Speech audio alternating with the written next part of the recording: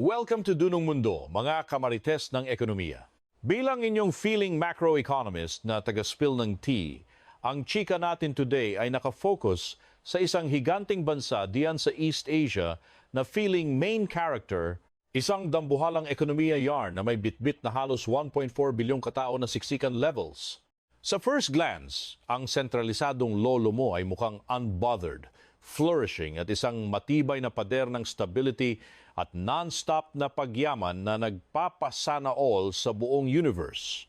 Pero girl, bilang isang usiserong sumusuri sa macroeconomics, alam natin na ang mga pa-aesthetic sa labas ay madalas nagtatago ng mga nakakalokang plot twists sa loob. Sa likod ng kanilang mga pa-high-tech na skyscrapers at futuristic eme, may mga itinatagong bitak sa mismong pundasyon ng kanilang financial system na parang filter lang sa TikTok na malapit nang mag-glitch. Ang mga internal na away-away at mga biglaang plot twists sa kung sino ang may hawak ng corona ay nagbabadyang sumira sa matagal na nilang ipinagmamalaking stable kami, period era.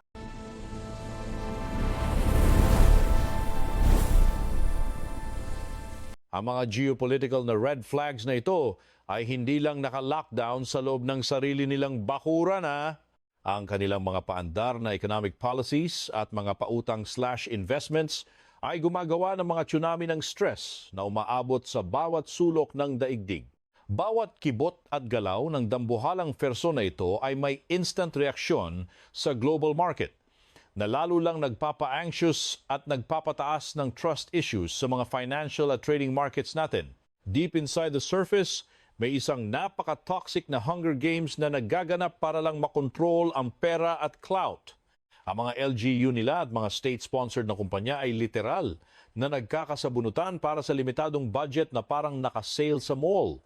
Ang kanilang extreme na pag-asa sa kas-kas credit card mentality para lang magmukhang mayaman ang ekonomiya ay gumawa ng isang ticking time bomb kung saan ang isang maling galaw lang sa polisiya ay pwedeng mag-trigger ng isang malalang financial breakdown.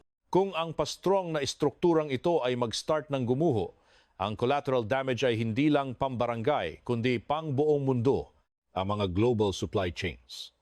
Ang presyo ng mga Shopee at Lazada finds natin at ang pangkalahatang ikot ng pera ay makakaranas ng isang malalang magnitude 8 na lindol. Ang tunay na question for today's video ay hindi na kung paano sila magpapatuloy sa pag-flex ng yaman, kundi kung anong kaganapan ang sasabog kapag ang makina ng kanilang ekonomiya ay tuluyan ng na-deadbat. Sa next 30 minutes ng inyong buhay, ihimay natin ng bonggang-bongga ang mga senaryos ng pag-flop ng kapangyarihang ito. I-stock natin ang mga panlabas na stress, ang mga internal na chismis ng pagkasira, at ang very possible na pagkakawatak-watak ng kanilang buong empire na parang na-disband na K-pop group. More importantly, aalamin natin kung paano ang dambuhalang krisis na ito ay pwedeng maging sana all moment at magbukas ng bagong racket para sa mga kapitbahay na bansa at sa buong global economy.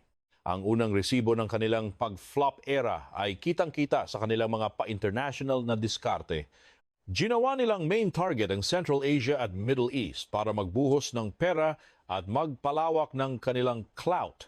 Super crucial ang mga lugar na ito para ma-secure nila ang kuryente at langis nila at para maging shortcut sa kanilang mga feeling global na trading projects. Kaso nga lang, ang mga napili nilang playground ay saksakan din ng red flags, danger at araw-araw na bardagulan. Bilyon-bilyong dolyar ang winaldas nila para lang magtayo ng mga pamajor na infrastructure projects, mga train tracks, ports at mga tambayan para humigop ng langis at humukay ng mineral.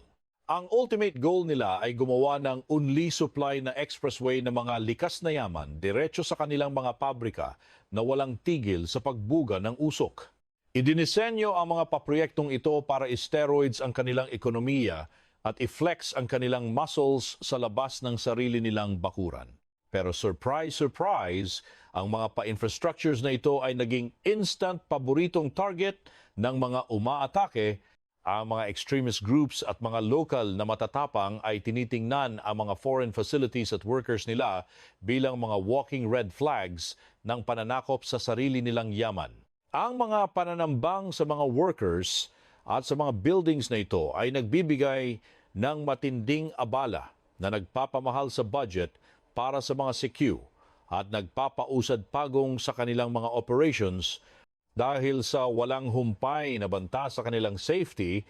Napilitang mag-stop dance ang maraming dambuhalang proyekto sa pagmimina at construction. Ang mga equipment na milyones ang halaga ay literal na iniwang kinakalawang at nabubulok sa kangkungan, habang ang mga staff ay dali-daling pina-evacuate para hindi mategi. Ang mga abalang ito ay hindi lang naninira ng mga pisikal na gamit, kundi binabasag din ito ang trust rating ng mga investors na protektahan ng Estado ang kanilang mga pera sa labas ng bansa na parang na-scam lang sila. Ang pag-flop ng mga proyektong ito ay nauuwi sa isang napakalalang iyak-tawa dahil sa bilyones na nalugi. Ang puhunan na sana'y magpapa-rich kid lalo sa kanila ay naging mga frozen assets na walang silbi. Dagdag pa sa sakit ng ulo, napipilitan silang magsunog ng mas maraming pera para sa mga sundalo at private security agencies para lang bantayan ang mga natitirang buildings nila na parang mga VIP na laging may death threat. Ang walang tigil na pagdurugo ng pera na ito ay unti-unting sumasaid sa kanilang mga foreign reserves na dati-rati pinagmamalaki nila kung titingnan sa lens ng macroeconomics. Ang mga paaway sa labas na ito ay nagpapatunay lang na may hangganan din ang feeling God mode ng estado nila. Ang pagdepende nila sa mga delikadong lugar para makakuha ng kuryente at raw materials ay literal na naglalagay sa buong industrial system nila sa bingit ng kamatayan. Kapag ang unli supply ng mga ito ay biglang na-cut off, ang karma ay instant na mararamdaman ng mga pabrika at negosyo sa mismong loob ng kanilang bansa. Ang grand total ng lahat ng geopolitical na stress na ito ay ang pag-level up ng security risks at ang pag-nosedive ng mga inexpect nilang tubo mula sa kanilang mga foreign investments. Naipit ang bansa sa isang napaka-toxic na relationship kung saan hindi nila pwedeng i-ghost ang mga proyekto dahil ang laki na ng nagastos nila, pero patuloy naman silang nababaon sa utang para lang i-maintain ito. Ito ang pinakaunang dambuhalang butas sa kanilang master plan na unti-unting sumisip-sip sa kanilang pangkalahatang superpower status. For so many decades, ang sangkatutak na populasyon na ito ay pumirma sa isang unwritten economic contract. Ang pag-give up nila ng kanilang freedom of speech at political rights in exchange for fast-track na pagyaman at anli kasaganaan na akala mo walang bukas. Ang toxic na kasunduang ito ang naging foundation ng kanilang so-called stability na nag-ahon sa milyon-milyong tao mula sa pagiging purita patungo sa pagiging middle class na may pambili ng mga luho sa buhay. Pero wait, there's more. Ang makina ng kanilang non-stop na pagyaman ay nag-uumpisa ng maghingalo. Ang kanilang economic model na nakabase sa pagiging uhaw sa infrastructure projects at pag-export ay umabot na sa dead end ng pagiging effective.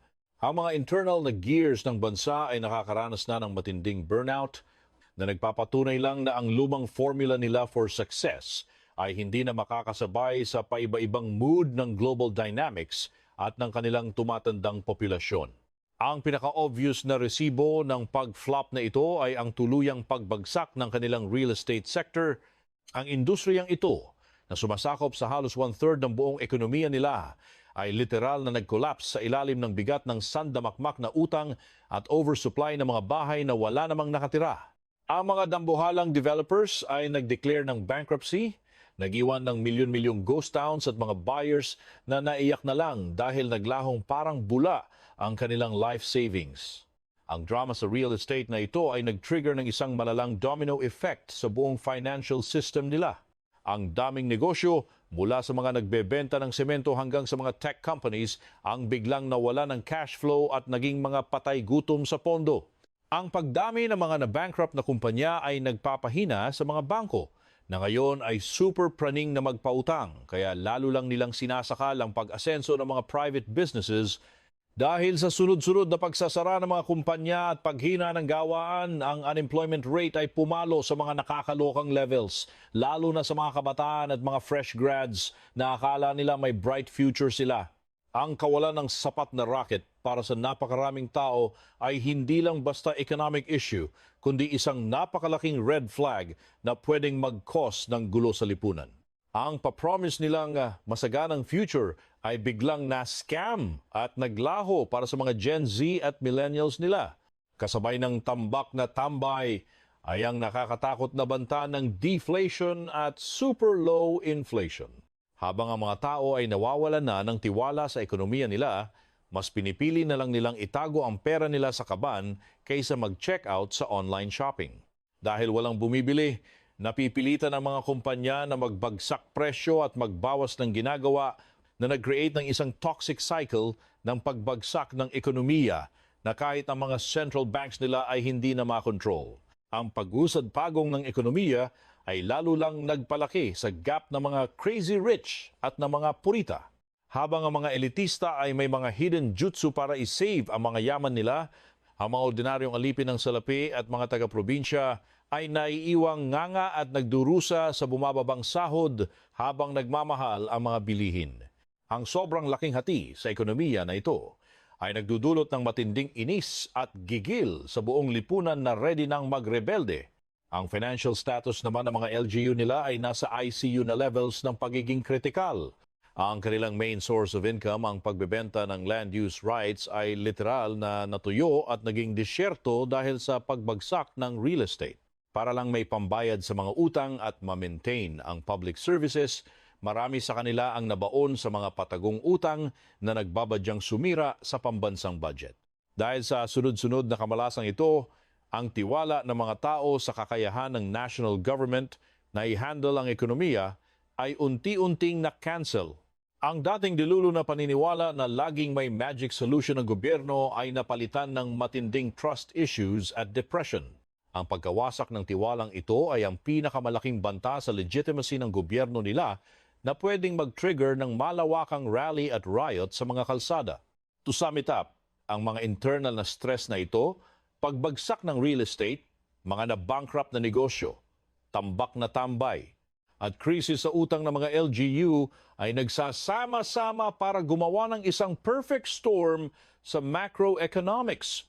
Nauubusan na ng bala ang bansa pagdating sa mga policies at ang kakayahan nitong i-keep intact ang napakalaking teritoryo at populasyon nito ay nahaharap sa pinakamalalang boss fight sa kasaysayan nila. Kapag ang powers ng central government ay tuluyan ng naging weak at hindi na ma-solve ang mga economic crisis, ang pinakamalaking danger ay ang pagkawala ng hawak nila sa kanilang dambuhalang teritoryo. Sa isang senaryo kung saan ang main office ay wala nang maibigay na ayuda o protection, ang mga probinsya ay mapipilitang mag-survive on their own na parang mga nasa deserted island. Ito na ang umpisa ng isang napakadelikadong era ng pagkakawatak-watak. Under this scenario, ang bansa ay pwedeng mahati sa halos 10 magkakaibang economic at political zones na parang hiniwang pizza. Ang bawat rehiyon, bitbit ang kani-kanilang sariling geography, kultura at pera, ay magkanya-kanya na ng landas. At wag ka, ang breakup na ito ay hindi magiging peaceful. Sasamahan ito ng matinding sabunutan para sa mga resources at ang pag-usbong ng mga bagong local warlords at pa-alliances. Sa west side ng bansa, ang mga rehiyong feeling Central Asian dahil sa kultura nila ang siguradong mauunang mag-walk out. Ang mga lugar na ito, na matagal nang sakal na sakal sa control ng main government, ay gagamitin ang chance na ito para i-flex ang kanilang independence. Ang paglayas na ito ay literal na magka-cut off sa mga importanteng trade routes at supply ng kuryente na galing sa kanluran. Ang mga feeling independent na rehiyong ito sa west ay malamang na magpapa-sugar daddy sa mga kalapit na bansa sa Central Asia at iba pang kapitbahay para lang ma-secure ang safety at ekonomiya nila. Ang pag-epal ng mga foreign powers na ito ay gagawa ng bagong power dynamics kung saan ang mga rehiyong ito ay magiging mga bagong buffer states o trading hubs na malaya na sa toxic na ex nila. Sa Southwest naman, ang malawak at puro bundok na plateau ay itatry i-revive ang kanilang old school na style ng pamamahala. Super VIP ang rehiyong ito kasi sila ang may hawak ng gripo ng tubig para sa malaking bahagi ng buong kontinente. Ang paglaya nila ay magkakaroon ng matinding ripple effect sa water security at farming ng mga kawawang rehiyon na nasa ibaba ng mga ilog. Pero hindi sila magiging loners sa kanilang laban for independence.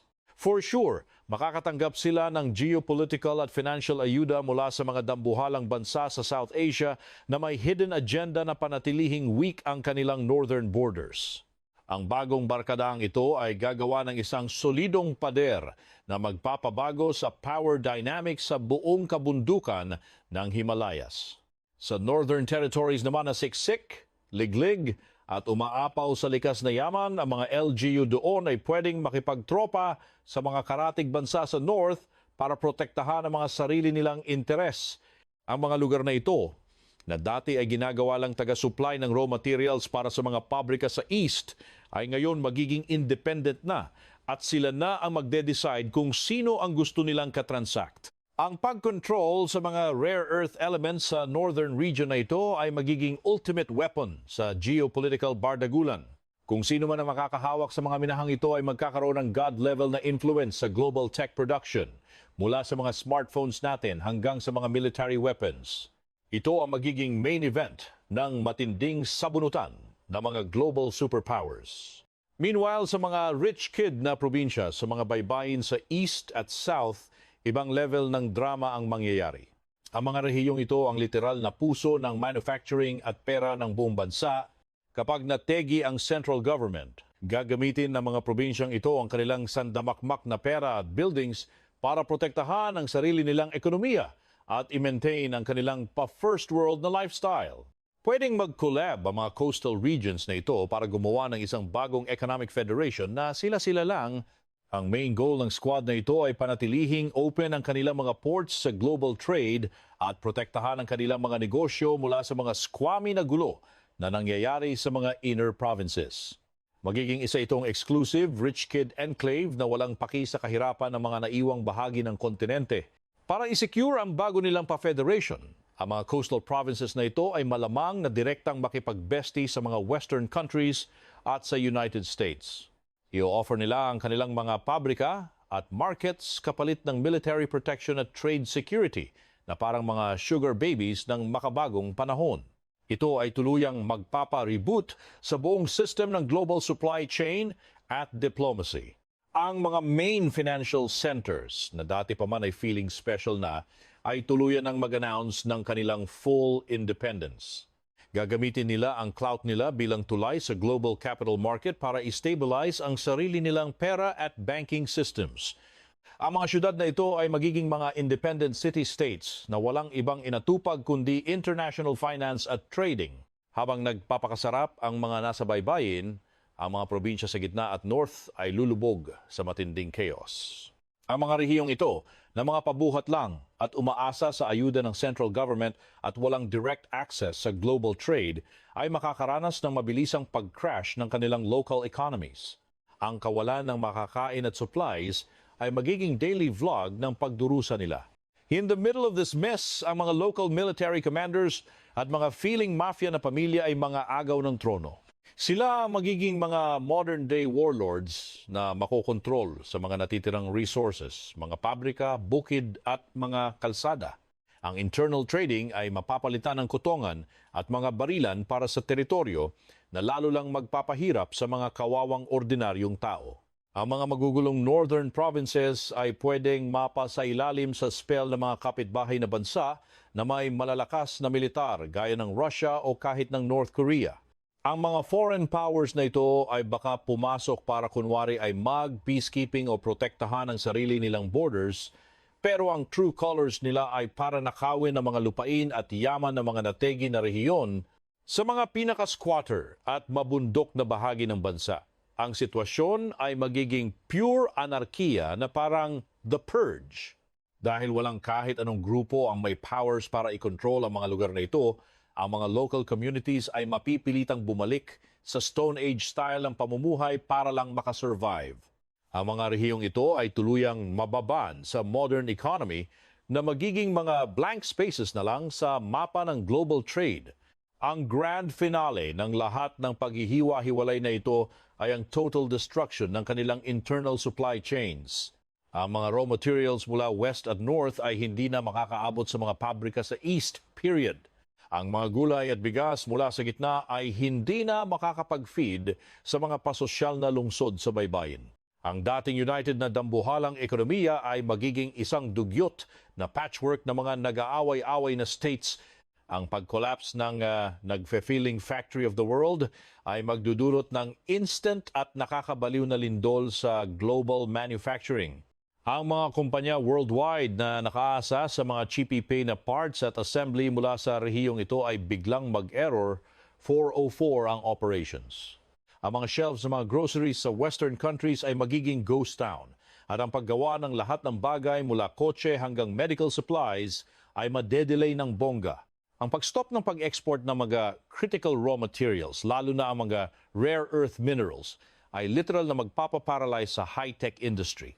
Ang paggawa ng mga baterya para sa mga electric cars, computer parts at mga advanced military weapons ay makakaranas ng matinding tagtuyot sa supply.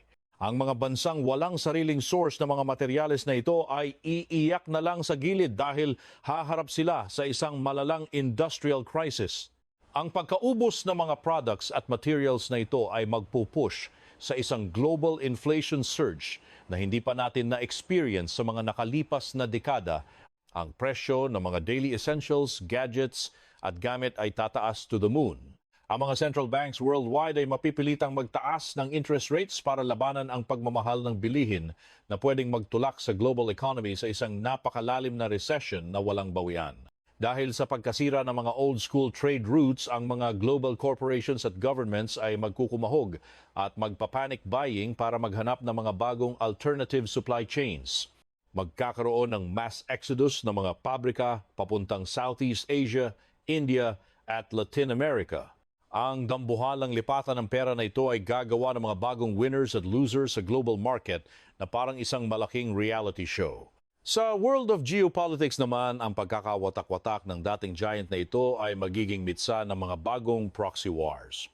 Ang mga global superpowers ay mag-uunahan na parang nakasale sa mall para lang makakuha ng clout at control sa mga bagong tatag na rehiyon. Ang pamimigay ng baril, pera at political support sa iba't ibang factions sa loob ng bumagsak na bansa ay lalo lang magpapataas ng tensyon at banta ng mas malaking world war sa Asia. Para sa Taiwan, ang pag-flop ng kanilang number one hater ay magbubukas ng isang fresh new chapter sa kanilang history. Dahil wala na ang nakaka-stress na threat ng invasion, mas mapapalakas pa nila ang kanilang status bilang ultimate leader sa paggawa ng semiconductors. Ang kanilang strategic value ay lalo pang tataas na magbibigay sa kanila ng VIP pass para maging mas influential na player sa global diplomacy at trade. Makikita rin ng Japan ang tsansa na ito para i-expand ang kanilang macroeconomic clout. Bilang isa sa mga pinaka-stable na ekonomiya sa neighborhood, pwede nilang iled ang paggawa ng mga bagong pa-alliances sa trade at investments.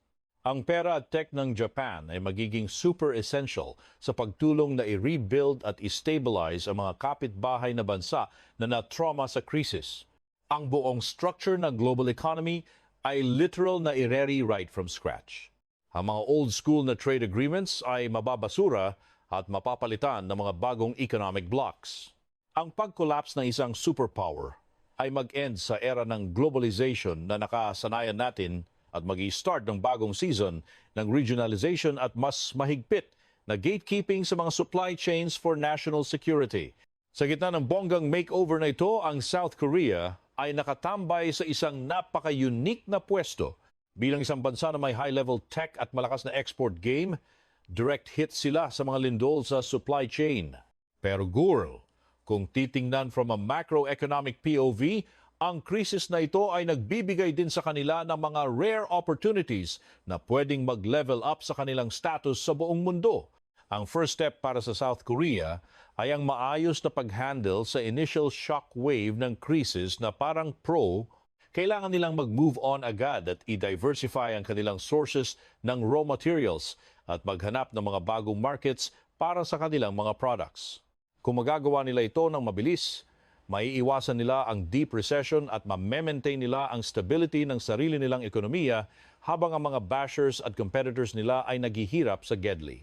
Ang isa sa pinaka-major na plot twist para sa Seoul ay ang posibleng paghina ng threat mula sa North Korea. Kung mawawala ang main sugar daddy at funder ng Pyongyang, ang rehimeng ito ay haharap sa isang matinding existential crisis. Ang pagkawala ng security stress na ito ay magbibigay daan para sa South Korea na i-rechannel ang bilyon-bilyong dolyar mula sa defense budget papunta sa research, development at mga paayuda programs for the people. Sa pag-exit ng isang main competitor sa global market ng high-tech manufacturing, ang mga Korean companies ay pwedeng pumapel para punan ang dambuhalang gap na naiwan. Ang pag-produce ng mga advanced microchips, batteries at mga futuristic na sasakyan ay tuluyan nang mapupunta sa kanilang mga kamay. Ito ay magpapasteroid sa kanilang mga corporations at magpapamahal sa value ng kanilang mga exports all over the world. Ang pagkakawatak-watak ng malaking bansa ay magbubukas ng mga bagong palengke para sa soft power o cultural clout ng Korea. Ang kanilang K-pop, K-dramas at media ay mas madaling makaka-infiltrate sa mga newly freed regions nang walang epal na censorship mula sa isang strict na central government. Ang pagkalat ng cultural influence na ito ay magiging tulay para sa mas solid na economic at trade relations. Sa world of diplomacy, ang South Korea ay pwedeng gumawa ng direct trade alliances kasama ang bagong Federation ng mga Coastal Provinces. Ang mga rich kid regions na ito ay mangangailangan ng mga loyal na partners sa tech at finance. Sa pamamagitan ng pag-build ng solid na relationship sa mga rehiyong ito, masesecure ng Korea ang isang stable na market para sa kanilang mga products at services. More than that, pwede nilang i-take advantage ang chance na makakuha ng mas cheap e-pay na natural resources mula sa mga Northern Autonomous Zones. Sa pamamagitan ng direct PM sa mga LGUs doon, pwedeng makascore ang Korea ng mas magandang discount para sa mga minerals at energy na magpapababa sa cost ng sarili nilang production at magpapa-level up sa kanilang global competitiveness. Ang possible na pag-collapse o pagkakawatak-watak ng isang superpower sa East Asia ay isang event na may two faces na parang plastic mong kaibigan. On one hand, nagdadala ito ng dambuhalang red flag sa global stability, mga na-shook na supply chains, nakakalulang pagtaas ng presyo at mga bagong geopolitical bardagulan. Ito ay isang senaryo na walang sinuman ang may gusto na mangyari bigla-bigla dahil sa lala ng epekto nito sa buhay ng mga ordinaryong persons. Pero on the other hand, tulad ng laging chika ng history, bawat malaking krisis ay nagdadala rin ng historical plot twist para sa pagbabago. Para sa mga bansang laging ready at may clear vision sa macroeconomics, ito ay isang chance para i-rewrite ang kanilang destiny. Ang pagtegi ng lumang system ay nagbibigay daan para makakreate ng mga bago at mas fair na setup sa trade at diplomacy. Ang pinaka-importanting moral lesson of the story dito ay ang value ng pagiging always one step ahead sa strategy. Ang mga bansang tulad ng South Korea at pati na rin ang iba pang players sa neighborhood ay hindi dapat mag-antay na sumabog muna ang krisis bago gumalaw. Ang pag-build ng mga matitibay na alternative supply chains, ang pag-steroid sa mga internal economies at ang paggawa ng mga bagong alliances ay dapat na sinisimulan na as in right now. At the end of the day, ang future ng East Asia at ng global economy ay nakadepende sa kung paano magre-react ang mga bansang ito sa paiba-ibang ihip ng hangin. Ang power ay hindi nawawala. Nagta-transfer lang yan ng may-ari. Ang mga bansang may big brain energy sa strategy at kayang mag-adapt ang siyang magmamana ng clout at yaman na iiwan ng naghihingalong giant na siyang magsusulat ng next chapter ng ating global history. Bilang inyong mga feeling expert na tagasuri ng macroeconomics, patuloy nating i-stalk ang mga plot twists na ito. Ang pag-get sa mga red flags at opportunities na ito ay ang ultimate cheat code para ma-survive ang toxic na mundo ng global finance. Ako ang inyong resident macroeconomist na laging may chika. Thank you so much mga person sa pagsama sa akin sa nakakalokang deep dive na ito. Hanggang sa next na pag-spill natin ng tea dito lang sa Dunong Mundo kung saan nililinaw natin ang mga hidden forces na nagpapaikot sa ating universe. Period.